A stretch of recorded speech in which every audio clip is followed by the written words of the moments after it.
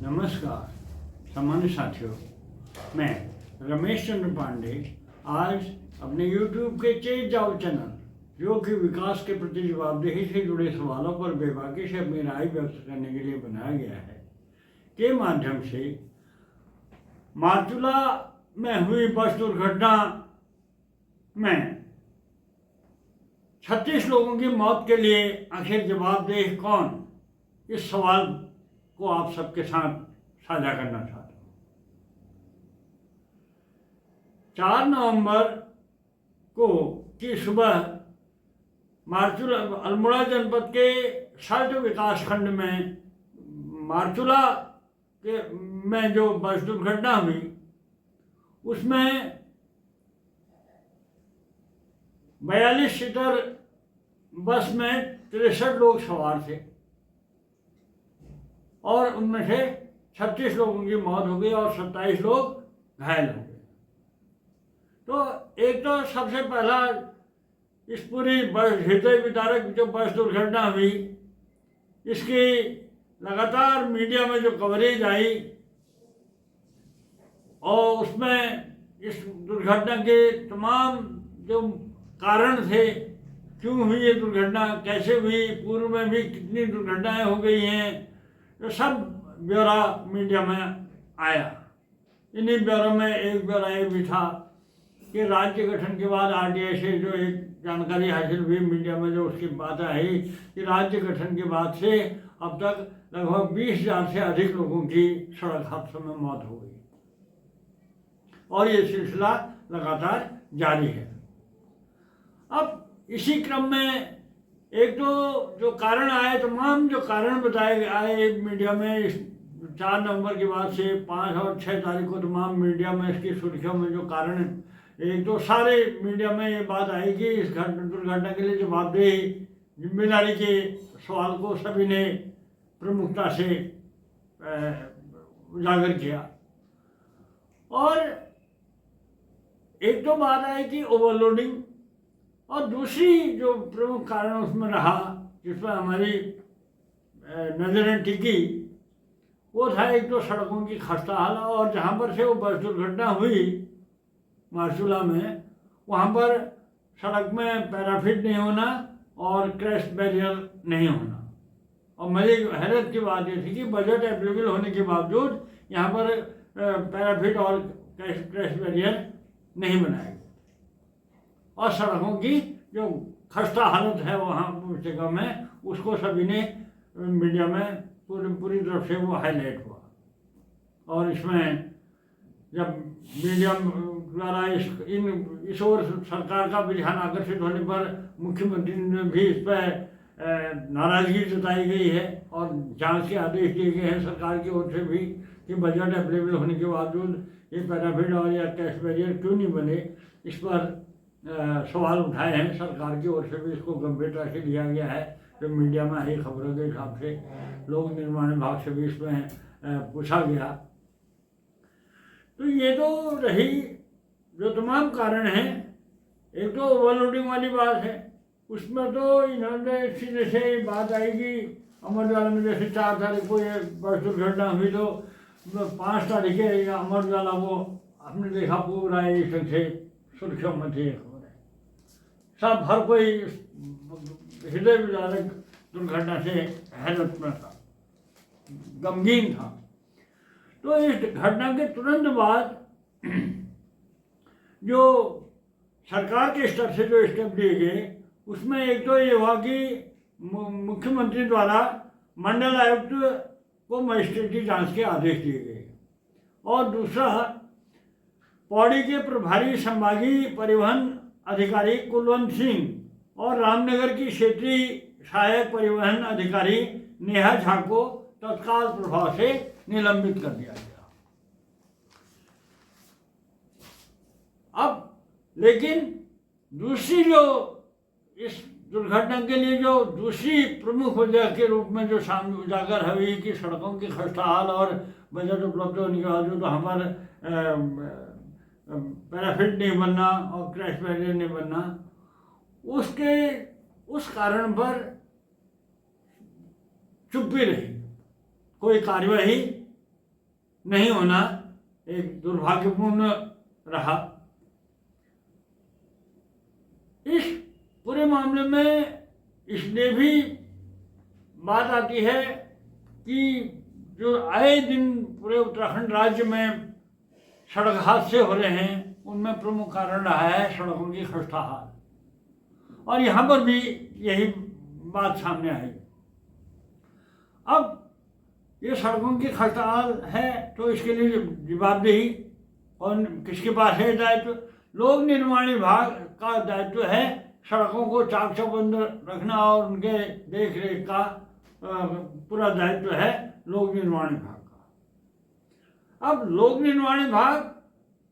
इस दायित्व को, सड़कों को चाक चौबंद रखने के दायित्व का निर्वहन करने में पूरी तरह से नाकाम रहा है। पूरी नाकामी, सड़कों के चाक चौबंद रखने में नाकामी की वजह से ही ये वजह भी इस दुर्घटना के प्रमुख कारण रही है। अब लेकिन इस मामले में कार्यवाही के नाम पर अगर अपेक्षा की जाए, उम्मीद की जाए कि हाँ जिसका सरकार इसमें क्या एक्शन लेगी, तो उसके बैकग्राउंड में देखें तो लोक निर्माण विभाग के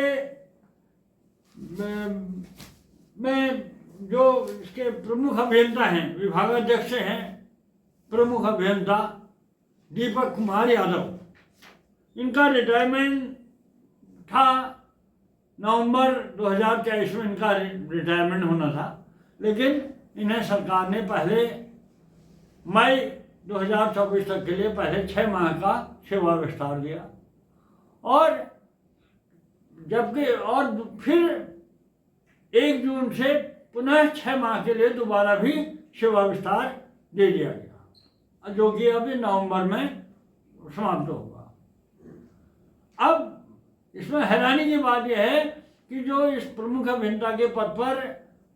पदोन्नति के लिए जो पात्र हैं, वो जनवरी 24 से एलिजिबल थे जो अधिकारी, वो पदोन्नति के आस लगाए हुए हैं। लेकिन जो ये आरटीआई के जरिए मैंने इस पूरे मामले में ये पूछा कि इसमें सेवा विस्तार किस नियम के तहत दिया गया है, पूरा इसके बारे में जानकारी लिया आरटीआई के जरिए, तो ये दीपक कुमार यादव प्रमुख अभियंता को सेवा विस्तार दिए जाने के जो पत्रावली के नोट शीट वगैरह सब मुझे मिले हैं, तो उसमें ही आया कि नियम तो है ही नहीं। लेकिन जो पूर्व में दिए गए सेवा विस्तार के मामलों को दृष्टिगत रखते हुए ही इन्हें भी सेवा विस्तार दिए जाने का उल्लेख पत्रावलियों के नोट शीट में अंकित है।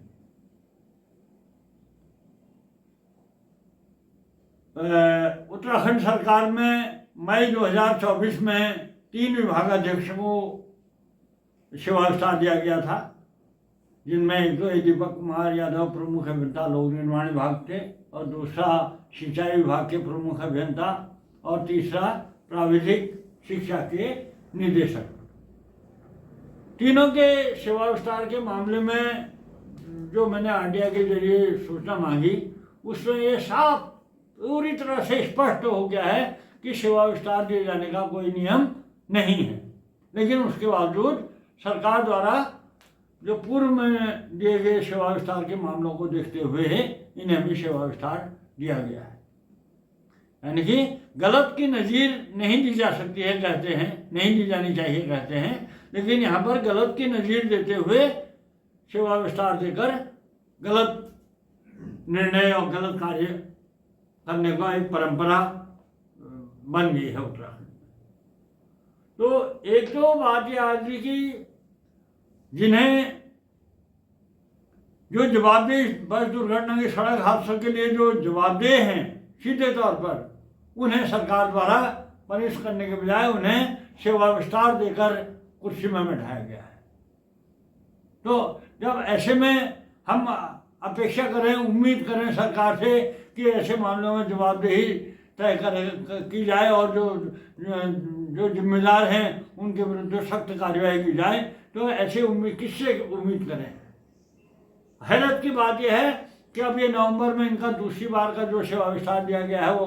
समाप्त होने जा रहा है, लेकिन ऐसा लगता है जिन्हें पदोन्नति की तो अभी कोई कार्यवाही नहीं हुई है, और ऐसा लगता है कि सरकार इन्हें तीसरी बार भी सेवा विस्तार दिए जाने का मन बनाए हुए है। अब इसका फर्क क्या पड़ रहा है? एक तो ये हुई जो पदोन्नति के लिए पात्र है मैं ही हूँ, जैसे अगर मैं पात्र होते हुए अगर मुझे प्रमोशन नहीं मिल रहा है या जिस कुर्सी में मुझे बैठना चाहिए था उसमें पात्र होने के बावजूद नहीं बैठाया गया है, और जो रिटायर्ड होने के बावजूद उसे किसी को सेवा विस्तार देकर उस कुर्सी में बैठाया गया है, तो मेरे अंदर तो स्वाभाविक होगा कि अब मैं क्यों करूँ काम, कार्य के प्रति हतोत्साहित होऊंगा, प्रोत्साहन की तो हमारा डैमेज हो गया पूरा।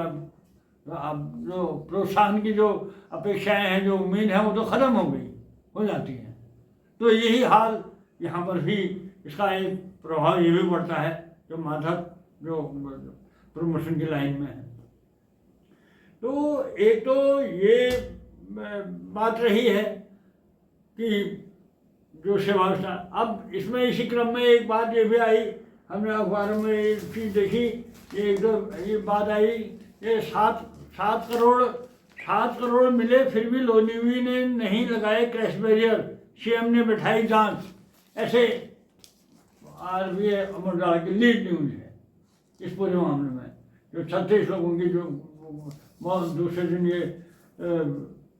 6 नवंबर का पेपर है, इसमें ये हृदय विदारक घटनाएं हैं, एक साथ अर्थियाँ चल रही हैं, लोगों के लाश संस्कार हुआ है, ये लीड न्यूज़ है इसकी। तो और हाईकोर्ट ने भी ओवरलोडिंग पर सख्त हुआ है, हाईकोर्ट ने भी इसको स्वतः संज्ञान लिया है। तो ये बातें होने के साथ ही पेपरों में ये भी आया है कि जो दुर्घटना पौड़ी में पंजीकृत ये जो बस दुर्घटना ग्रस्त हुई पौड़ी में पंजीकृत थी, और इसका जो फिटनेस और परमिट मार्च 2025 तक के लिए वैध था। अब एक इसी क्रम में अगर इस बात को जोड़ा जाए कि इस दुर्घटनाग्रस्त बस का परमिट और फिटनेस तो मार्च 2025 तक के लिए वैध था, अगर ये नहीं होता, वैध नहीं होता या एक्सपायर हुआ होता तो एक इसमें पता नहीं किसके पर क्या गाज गिरती हुई तो होता।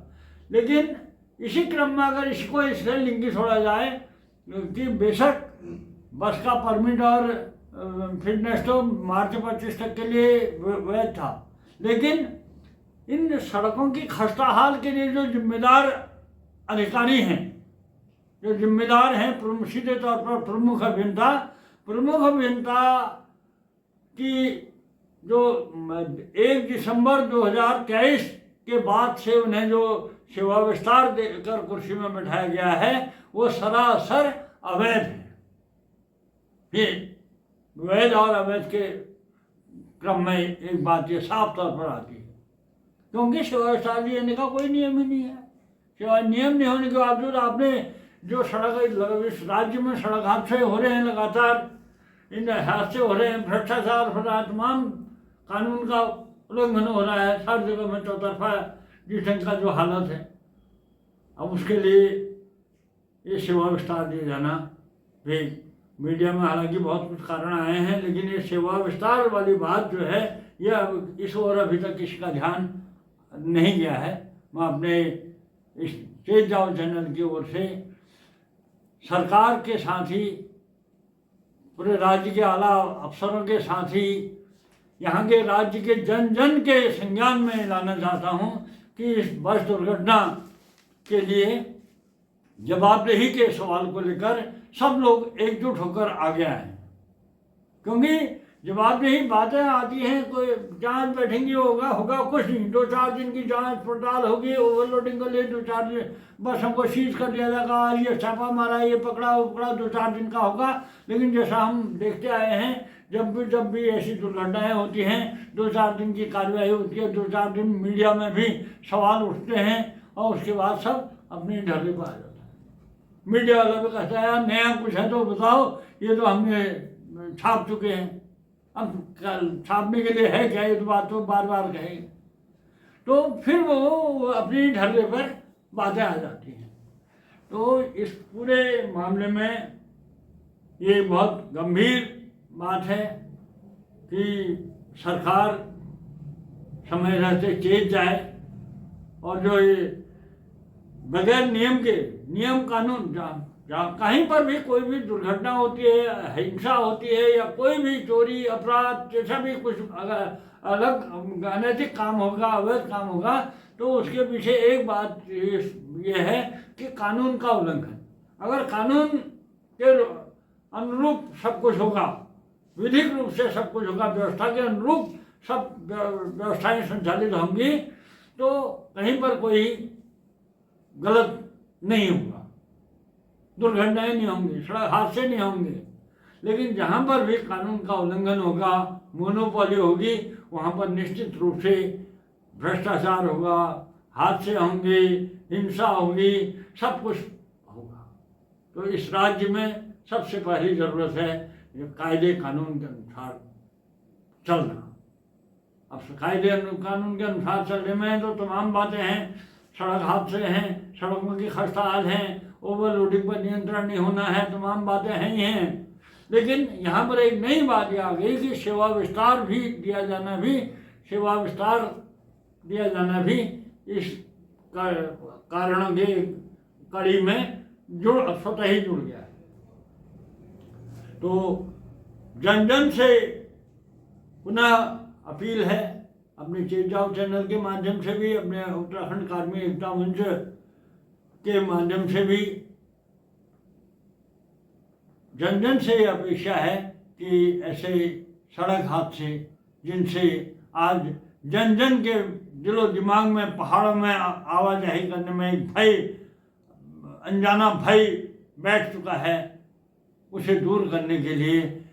जवाबदेही के सवाल को लेकर सब लोग आगे आकर, एकजुट होकर आगे आकर आवाज़ उठाएं। इन्हीं यही सबसे बड़ी बात आज के परिप्रेक्ष्य में है। तो आगे इस पूरे मामले में जो भी नई बात होगी उसे आपके साथ साझा करूंगा। आपसे इस पूरे ऐसे हृदय विदारक दुर्घटनाओं के प्रति जवाबदेही के लिए एकजुट होकर आवाज़ उठाने की पुनः पुरजोर अपील करते हुए अपनी बात को विराम देता हूँ। आपसे गुजारिश है कि मेरे चेत जाओ चैनल को लाइक, सब्सक्राइब और शेयर करते रहें। धन्यवाद।